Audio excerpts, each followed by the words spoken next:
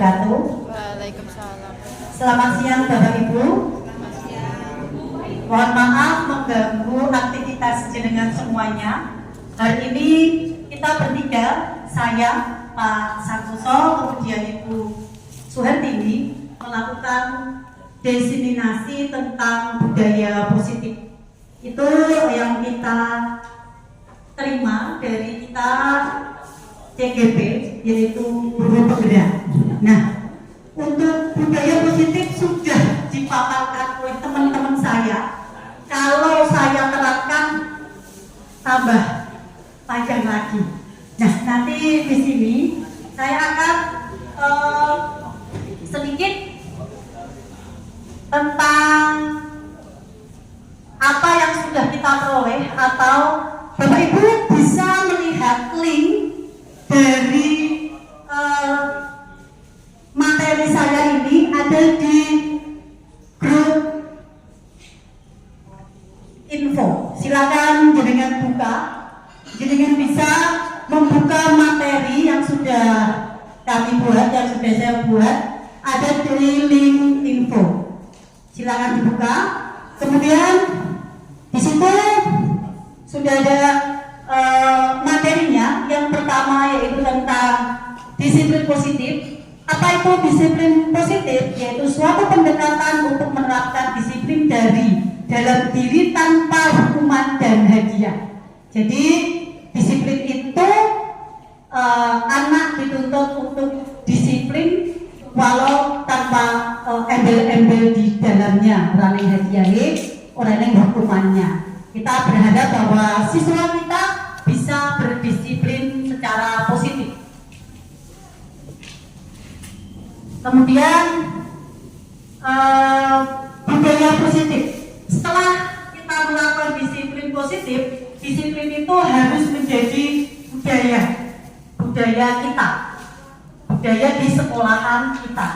Contoh untuk budaya disiplin positif bisa dilihat dari ini. Nah, banyak sekali nanti contoh-contohnya, karena di atas sudah banyak sekali teman-teman saya.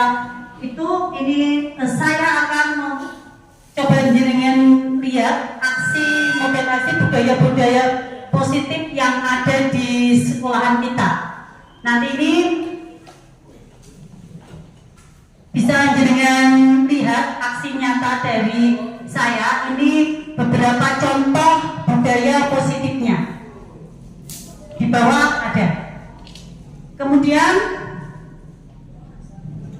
setelah budaya positif, kita harus melakukan keyakinan kelas. Jadi di kelas itu, di awal pembelajaran, kita sebagai wali kelas mungkin harus berkoordinasi.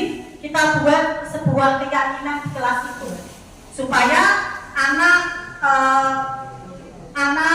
dan mereka berkoordinasi untuk membuat sebuah keyakinan yang disepakati oleh kelas itu.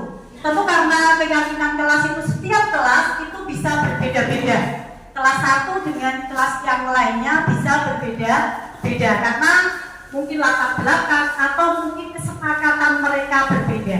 Itu tentang keyakinan kelas. Nah, kita bisa itu dilakukan di awal. Kalau kita jadi wali kelas, di awal itu awal kita masuk sebagai wali kelas, kita buat dulu keyakinan kelas supaya nanti selama satu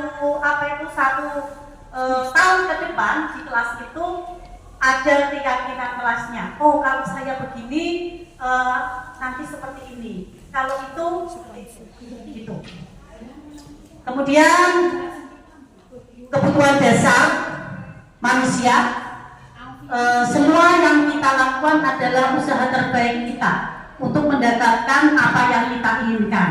Ketika kita mendapatkan apa yang kita inginkan, sebetulnya saat itu kita sedang memenuhi satu atau lebih dari kebutuhan kita. Dan kita itu apa? Yaitu kebutuhan bertahan hidup, kasih sayang, rasa diterima, kebebasan, kesenangan, penguasaan, Ketika seseorang murid melakukan suatu perbuatan yang bertentangan dengan nilai-nilai kebajikan atau pelanggaran peraturan, hal itu sebenarnya disebabkan karena gagalnya memenuhi kebutuhan dasar mereka. Itu. Kemudian ada 5 posisi kontrol, yaitu kita sebagai guru itu ada 5 posisi kontrol. Kontrol yang pertama yaitu penghukum. Seorang penghukum bisa menggunakan hukuman fisik maupun verbal. Adapun yang biasa dilakukan menghukum biasanya merhadik, menunjuk-nunjuk, menyakiti, menyindir. Kita di kelas waktu menyindir siswa kita, itu ternyata menghukum. Kalau hukum secara fisik kan kelihatan. Ada yang menghukum secara verbal, yang tidak kelihatan. Kemudian membuat rasa bersalah. Posisi ini biasanya guru akan bersuara lembut yang biasa dilakukan pembuatan merasa bersalah, biasanya ceramah, terus menunjukkan rasa kecewa, sedih atau apa. Jadi siswa tersebut merasa kecewa, merasa dia bersalah. Kemudian ada posisi selanjutnya, kita guru sebagai teman. Guru berposisi sebagai teman. Jadi guru pada posisi teman itu tidak akan menyakiti siswa, karena teman untuk menyakiti sesama teman. Namun salah berupaya mengontrol siswa melalui pendekatan